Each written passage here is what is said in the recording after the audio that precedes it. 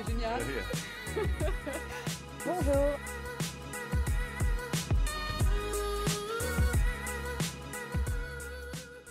À quoi ressemble le visage des 149 000 flics de France? Quelle est la réalité du travail au quotidien de ceux qui assurent la protection des Français?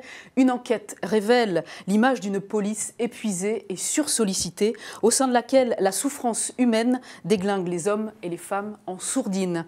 L'auteur de cette enquête est notre invité aujourd'hui. On est très heureux de l'accueillir en plateau. Bonjour Jean-Marie Godard. Bonjour. Merci d'avoir accepté notre invitation. Vous êtes journaliste depuis plus de 25 ans, actuellement collaborateur au magazine Society. Vous êtes spécialisé dans la couverture des mouvements sociaux, des émeutes et des manifestations, en particulier les mouvements lycéens et étudiants depuis le début des années 1990. Pendant un an, vous vous êtes plongé dans le quotidien des flics de France. Et de cette immersion, vous avez fait paraître chez Fayard cette enquête choc « Parole de flics ». Vous attendiez-vous à un visage aussi abîmé, si je puis dire, des flics français? À ce point-là, non, quand même pas. Bon, en même temps, abîmé, certes, épuisé, sursollicité, avec des gens qui cherchent un nouveau cap à leur métier, à leur mission. Mais en même temps, on est dans un domaine où ils sont confrontés en permanence à la violence, à la mort, ou parfois à ce qui est le pire de l'humanité.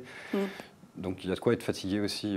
Après, il y a toutes les questions matérielles derrière, mais c'est juste pour dire à la base qu'il y a une des choses dont je me suis vraiment rendu compte, c'est que c'est un métier éminemment complexe et difficile. Pourquoi vous avez décidé de faire cette enquête? Quelle était votre volonté de départ? Au début, moi, je couvrais beaucoup. J'ai, pendant plus de 20 ans, couvert énormément de manifestations, en voyant plus souvent la police du côté manifestant que de l'autre côté. En suivant des mouvements très très à gauche, des occupations de locaux, tout ça. Et puis un jour, je me suis demandé, à chaque fois on a cette vision massive de la police avec des gens derrière des boucliers, tout ça. Et on a un peu tendance à oublier qu'il y a des gens derrière, il y a des hommes, des femmes. Qui ont des vies de famille, des enfants. Des vies de famille, des enfants. Et je me suis dit, mais j'ai eu envie d'aller les voir et de faire la connaissance avec ces gens, de leur demander comment vous allez, comment est-ce que vous vivez votre métier, pourquoi vous avez décidé un jour de devenir policier. Et voilà.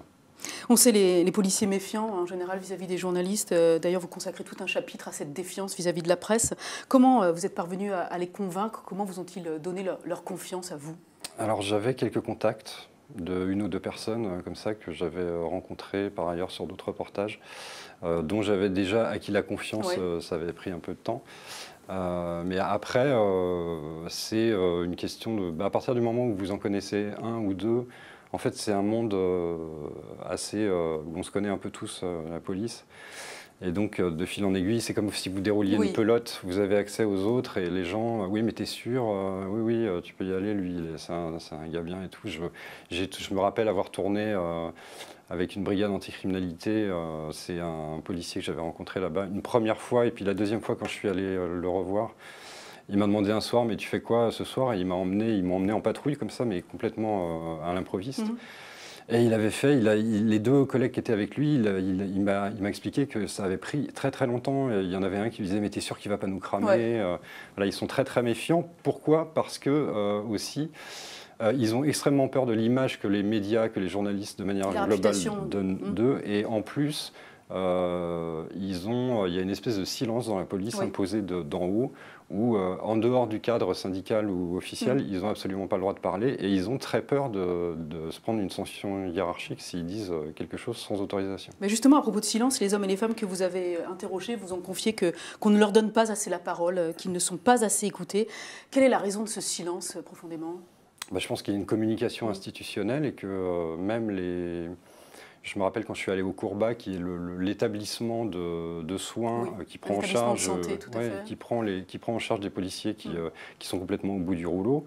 Même le personnel d'encadrement du Courbat me disait, c'est vrai qu'on a une image, il y a une image institutionnelle dans la police où il ne faut pas montrer qu'il y a une image de Robocop, quoi.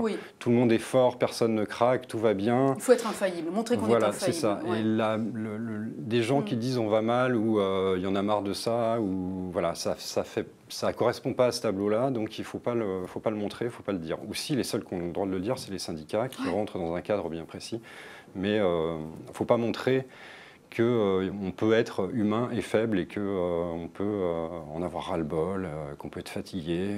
Et craquer, tout simplement. Voilà, c'est ça. Et même après avoir été soigné dans ce centre de soins, c'est toujours difficile le retour parce qu'on a été... Le retour est compliqué parce que, justement, toujours à cause de cette image qui est très, très ancrée, et avec notamment, effectivement, Betty, qui était une officier de police judiciaire qui était en séjour là-bas, qui avait eu une dépression nerveuse assez grave.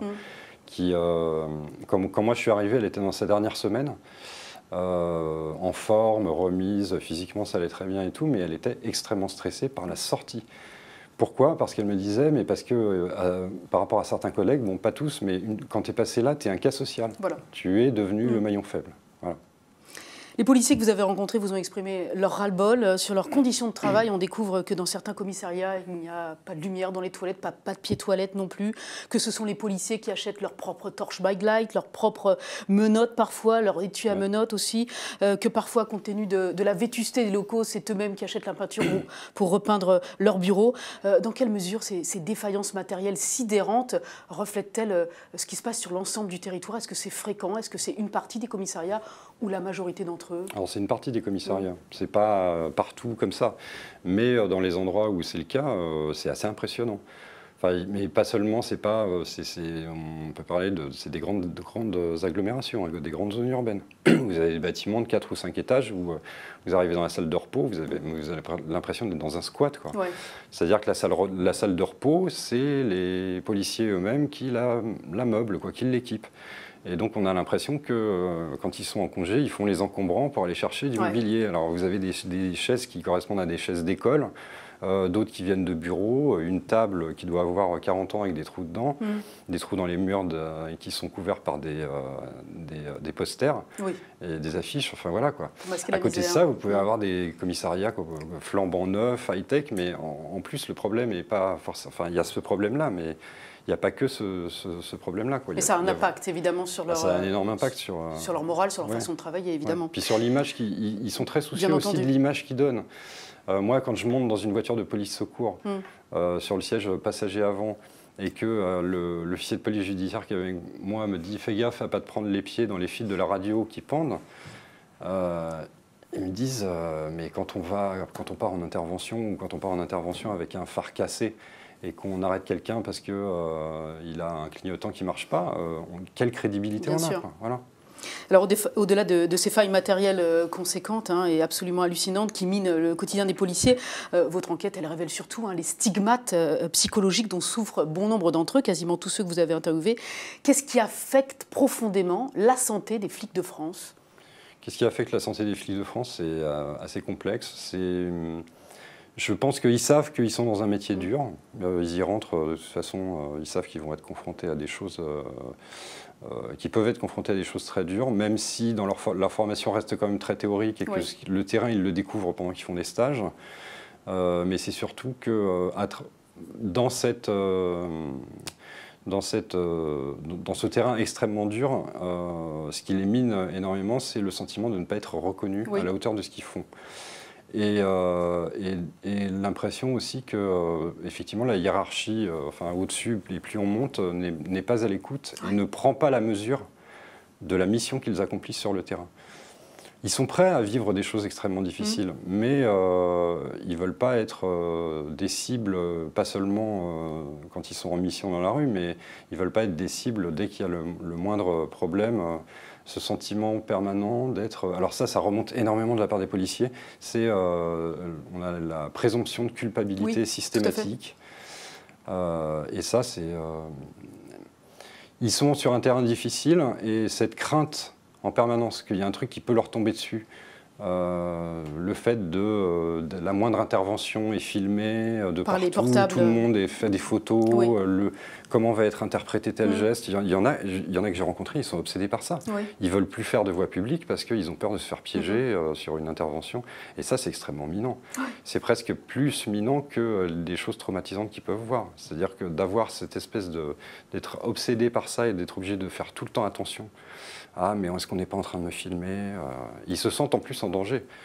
C'est pour ça qu'il y en a qui, sur les opérations de maintien de l'ordre, j'en parle dans le livre de plus en plus, ils ont tous le cache-cou remonté jusqu'aux yeux. Pour ne pas être identifiés parce qu'ils peuvent être reconnus, ils ont leur famille qui peuvent être exactement, menacés. Ils ont peur pour leur entourage, ils ont peur de retrouver leur image sur les réseaux sociaux, de leur visage, voilà. Il y a une phrase du livre, tout à l'heure vous parliez de la formation, entre la formation théorique et ce qu'ils vivent sur le terrain. Les flics sont les premiers à voir ce que personne d'autre ne voudrait voir. Ils sont bien formés, nos flics, en France ? Non, je pense qu'ils sont pas. Je pense qu'ils sont pas formés aujourd'hui comme ils devraient l'être en fait. Il y a une formation théorique qui est bonne. Hein. Après, effectivement, quand ils arrivent sur le terrain, tout ce qui est. Moi, je leur ai posé souvent la question, est-ce que vous avez des formations sur le rapport à la mort, quand vous allez trouver les premières confrontations victimes et tout? Non, pas tellement. Non. Que non. Non. Ils disent non, et en même temps, par exemple, il y a un CRS de 54 ans là, dans le livre qui a de la bouteille qui me dit ouais, mais en même temps, c'est un peu comme l'hôpital, quoi. C'est-à-dire que si tu as peur du sang et de la mort et des blessés, tu ne vas pas faire infirmière ou médecin, quoi. Ils sont un peu coincés entre ces deux choses. Et puis sur le plan de la formation, c'est justement, ils disent aussi par rapport à la hiérarchie, ça c'est aussi des vieux de la vieille qui le disent dans le livre, parce qu'il y a vraiment des gens de tous âges dans ce bouquin, les plus anciens, notamment un ancien commissaire qui me dit avant on formait, pour être commissaire de police, on formait des chefs de troupe, des gens qui étaient proches de leurs hommes, qui allaient sur le terrain avec eux, tout ça. Aujourd'hui, on forme des gestionnaires. Et ça colle pas du tout au terrain avec les policiers quand ils sont dans la rue, quoi. On parlait des policiers abîmés par leur métier qui étaient donc soignés dans ce centre, le Courbat, à côté de Tours. Des policiers fracassés, c'est le terme que vous utilisez dans votre ouvrage. Cette directrice, au moment de votre enquête, à l'époque, Frédérique Yonnet, s'est confiée à vous. Elle a dirigé ce centre pendant 6 ans. Ouais. Qu'est-ce qu'elle vous a confié, elle, de concret en matière de souffrance policière? Est-ce qu'elle a vu une évolution avec le temps? Elle dit à un moment donné, ils craquent de plus en plus jeunes, par exemple. Oui. La moyenne d'âge 40 ans et ils craquent de plus en plus jeunes. Alors elle dit, est-ce qu'il n'y a pas un problème? Alors il y a plusieurs problèmes. Alors elle s'interroge, est-ce qu'il y a une prise de conscience qu'on va mal et qu'il faut le dire, ce qui n'est pas du tout dans la culture de la police. Plus, il faut tenir à tout prix. Et puis elle dit, est-ce qu'il n'y a pas aussi un problème de recrutement? C'est-à-dire que vouloir aider, venir en aide à son voisin, c'est super, c'est très bien. Mais ce n'est pas suffisant parce que c'est un métier éminemment complexe, où on va être confronté à des choses très très difficiles, où on peut passer en rentrant dans la police, le métier d'un policier dans la journée, il peut se retrouver sur des trucs extrêmement rébarbatifs et tout petits, à faire des PV, des trucs, et passer à un drame familial terrible dans l'heure suivante, hein, sans le savoir du tout. Donc il y a une gymnastique psychologique permanente, et elle dit, il y a une vraie question, il faut vraiment se poser profondément la question de pourquoi je rentre dans la police. Alors vous dites qu'une nouvelle génération de policiers est arrivée depuis les débuts des années 2000. Qui sont ces nouveaux policiers? En quoi sont-ils différents de leurs prédécesseurs? Qu'est-ce qu'ils vont possiblement arriver à faire changer? Et ce qu'ils vont possiblement arriver à faire changer, je ne sais pas. En tout cas, la différence générationnelle, elle est très très visible sur le terrain. Tous ces jeunes policiers arrivent. D'ailleurs, ça c'est un fossé de plus qu'il peut y avoir avec le ministère de l'Intérieur, enfin leur hiérarchie, l'institution en elle-même et toute cette nouvelle génération. C'est-à-dire que c'est des gens qui, à l'image de tous les jeunes de la société d'aujourd'hui et de tous les gens aujourd'hui qui ont 20 ans, 30 ans, 25 ans, 30 ans, ils sont tous connectés. Les flics, qui sont des gens comme vous et moi, sauf qu'ils ont fait 1 an d'école de police, voire plus quand ils deviennent officiers et tout, ils sont tous sur Facebook, sur Twitter. Ils ont un niveau d'études aujourd'hui qui est plus élevé, donc ils veulent comprendre les ordres qu'on leur demande. Ils n'ont pas forcément envie de s'inscrire dans le cadre syndical classique. En fait, on a le portrait dans la police d'une jeunesse qui est la même que la jeunesse de n'importe quel autre secteur de la société aujourd'hui, sauf qu'eux sont flics. Mais ils ont exactement, ils sont sur leur iPhone, sur Twitter, sur Facebook. Alors, la plupart du temps, tous sous pseudo d'ailleurs, parce qu'il y a toujours ce truc de « surtout, il ne faut pas qu'on nous reconnaisse ». Mais ils veulent sortir du cadre institutionnel classique qu'il y avait jusqu'à présent. Et d'ailleurs, quand vous regardez les manifestations des policiers en colère d'octobre 2016, c'est toute cette nouvelle génération qui était dans la rue. Qui manifestaient même en uniforme, hein, ouais. Avec les véhicules de leur... Majoritairement, c'était des hommes et des femmes, policiers, jeunes. La désorganisation des services que vous mettez en avant, le manque d'effectifs, l'insalubrité des locaux, les catastrophes psychologiques qui affectent les policiers, comment on en est arrivé là? Parce que l'état des lieux est vraiment très sombre dans votre ouvrage. Je pense qu'il y a un flottement permanent que d'ailleurs eux dénoncent et qu'ils ne supportent plus entre les alternances politiques. Il y a un nouveau gouvernement qui arrive qui défait ce que le précédent a fait. L'espèce de course permanente au résultat, à l'empilement des lois, des circulaires qui pleuvent dans tous les sens. En fait, il y a une perte de sens, et au fur et à mesure de ces années qui passent, on a une perte de sens complète de la mission de police. C'est-à-dire qu'on a l'impression que dans le monde politique français national, on est incapable d'avoir un débat clair sur, dans une société démocratique comme la nôtre, quelle police et quelle sécurité on veut mener qui pourrait faire consensus, en fait, mais avec une vision.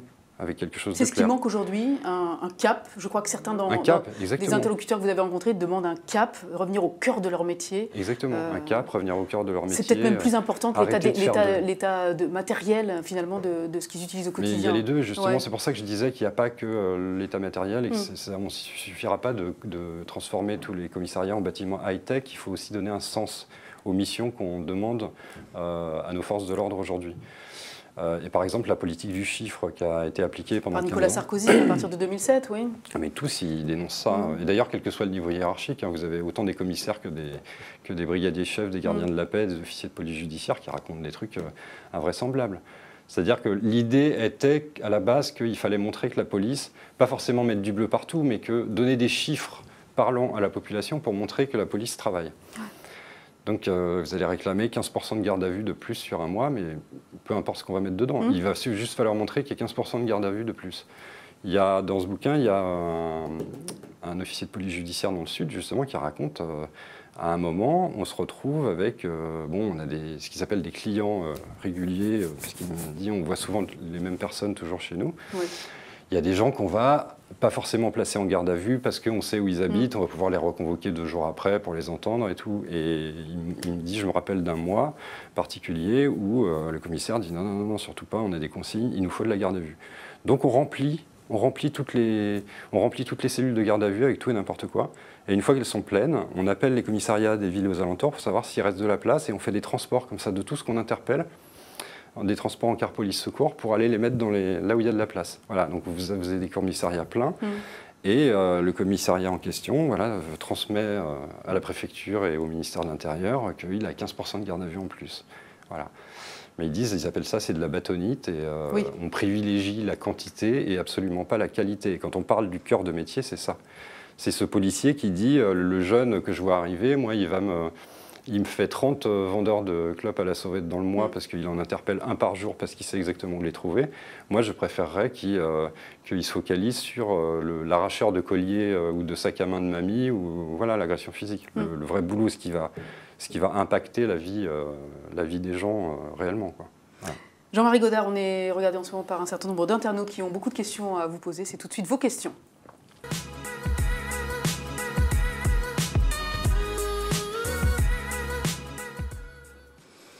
Farouk s'interroge, le résultat de cette enquête est-il en contradiction avec votre idée première sur la police? En contradiction, oui, c'est vrai que moi je viens plutôt de la gauche, on va dire d'une certaine gauche militante, quand j'étais dans les manifs, puisque forcément c'était les gens que je côtoyais. Oui, j'ai pu avoir des a priori sur la police. Il y a tout le côté, d'ailleurs, que j'entends encore autour de moi sur oui, mais les flics, c'est tous des fachos, ils votent tous pour le FN, ils font du contrôle aux faciès. Qu'en fait, c'est beaucoup plus compliqué que ça. Et qu'on a beaucoup plus qu'on ne le pense une police qui est à l'image de la société, mais vraiment, quoi. À propos de bavures policières, Solo demande, que pensez-vous de l'augmentation des bavures policières? Est-ce qu'il y a réellement d'ailleurs une augmentation des bavures policières? Je ne sais pas s'il y a une augmentation des bavures policières. Ça, j'en sais rien, j'ai pas les chiffres. D'ailleurs, à ce propos, je pense qu'aujourd'hui, on dispose plus rapidement de chiffres qu'il y a 10 ans ou 20 ans. Donc je ne sais pas vraiment s'il y a une hausse ou pas. Vous parlez d'un certain nombre de bavures policières dans l'ouvrage, en mettant en avant, en particulier... Par exemple, le maintien de l'ordre. Voilà, quand il y a eu des bavures policières, c'était un problème d'encadrement, c'est-à-dire que les personnes qui ont été accusées de bavures policières et qui ont commis des bavures policières n'étaient pas du tout les bonnes personnes au bon endroit à ce moment-là. Après, il y a ce qu'on entend par bavure et bavure. Oui. Là, ce chapitre-là, parce que moi, le livre n'est pas un livre sur telle ou telle affaire d'interpellation ou truc comme ça. Il y a un chapitre sur ce qu'on appelle le maintien et le rétablissement de l'ordre. Donc on parle des manifestations là, qui dégénèrent. Et je dis effectivement dans ce chapitre que, alors effectivement, quand il y a un geste condamnable, il doit être condamné, mais que le problème, c'est que bien souvent, on ne s'interroge pas plus haut pour savoir comment on est arrivé à ce que ce geste soit commis. Et que, effectivement, quand on fait une opération de maintien ou de rétablissement de l'ordre, ça doit être confié à des professionnels qui sont vraiment bien formés, qui ont des ordres précis. Qui savent faire preuve de sang-froid, par exemple. Preuve de sang-froid. Et après, effectivement, quand vous donnez une mission à quelqu'un et que vous l'organisez mal, ou vous installez des conditions de travail délétères ou un truc avec des trous partout qu'il va falloir boucher, vous ouvrez un boulevard à des problèmes et des catastrophes et des gens. Les opérations de maintien de l'ordre, par exemple, dans la rue. Sur Paris, sur certaines grosses manifs loi travail, vous vous retrouvez avec un mélange de plein de services différents, gendarmes mobiles, CRS, compagnie d'intervention, même des BAC et tout, avec des gens qui, en plus, ne sont pas forcément sur les mêmes fréquences radio ou n'ont pas forcément les mêmes directives ni la même formation. Et d'ailleurs, ceux qui ont la formation minimale, on les met pour boucher des trous, on les met devant une vitrine à prendre des bouteilles en leur disant surtout vous ne bougez pas, et c'est les CRS qui vont s'occuper de faire des interpellations s'il y en a besoin. En attendant, vous avez une troupe de 10-15 personnes qui se prend des bouteilles et des cailloux pendant 10 minutes, 15 minutes, et qui n'a pas la formation ni des CRS ni des gendarmes mobiles en matière d'anti-émeute, et vous allez peut-être avoir des gens là-dedans qui vont déraper parce qu'ils vont, passez-moi l'expression, péter un câble au bout d'un moment. Voilà. Le truc, ça ne veut pas dire que ça excuse. Bien entendu que non. Mais ça veut dire que si, au niveau des autorités, vous installez un système comme ça, avec des failles partout, vous risquez forcément d'avoir des problèmes. Et ce serait peut-être la question qu'on devrait se poser en amont avant de le faire. Antonina s'interroge, ne pensez-vous pas qu'il faudrait un meilleur suivi psychologique tout au long de la carrière des policiers? Si, tout à fait. Mais même faire entrer la culture psy plus dans la police. Dans la mesure où il est très compliqué pour des policiers aussi d'aller voir le psy quand ils vont mal, parce qu'effectivement, ils vont s'auto-désigner vis-à-vis des autres et même de leur hiérarchie. Ils ont fait, ce que vous avez dit tout à l'heure. Oui, parce qu'après, les collègues ont peur on va les désarmer, ils ne pourront plus tourner sur la voie publique. Voilà. Mais par contre, peut-être qu'il faudrait ouvrir un peu plus d'espace à l'intérieur des commissariats, quand vous avez une opération un peu difficile, ou un débrief une fois par mois, où tout le monde puisse parler de choses qui ont été vécues de manière... c'est très très important, quoi, de pouvoir vider son sac. Autrement qu'avec les copains au bar en descendant des bouteilles. Ivar s'interroge, qu'attendent les citoyens de leur police ? Comment ? Qu'attendent les citoyens de leur police? Les citoyens de leur police, je pense qu'ils sont extrêmement exigeants, avec parfois des exigences contradictoires, c'est-à-dire plus de liberté, mais plus de sécurité en même temps. Et puis, non, je pense que quand on parlait de recentrage sur les missions essentielles de la police, sur le cœur de métier, je pense que les citoyens attendent beaucoup de ça. Je pense qu'ils ne sont pas dupes de la communication officielle sur le côté un peu tout va bien. Je pense qu'ils ont compris ce que c'était que la politique du chiffre.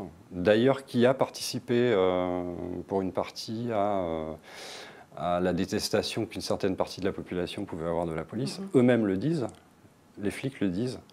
Quand ils disent on nous demande de manière complètement arbitraire comme ça pour faire du chiffre, de vider dans le mois 2 carnets de timbre-amende, parce que c'était ça, il y en a qui m'en ont parlé, évidemment que ça va exaspérer le citoyen lambda qui paye ses impôts, et, voilà, et c'est là que vous avez les réflexions, mais que vous n'avez pas autre chose à faire. Bon, ben voilà. Je pense que la population attend de sa police, oui, qu'elle se recentre sur son cœur de métier. Ce qui ne veut pas dire qu'ils arrêteront de mettre des PV, parce que quand vous faites des infractions routières, c'est aussi leur rôle. Bien entendu. Merci beaucoup Jean-Marie Godard pour cet entretien. Je rappelle votre ouvrage « Paroles de flic » qui est édité chez Fayard. Merci encore. C'est génial. Bonjour.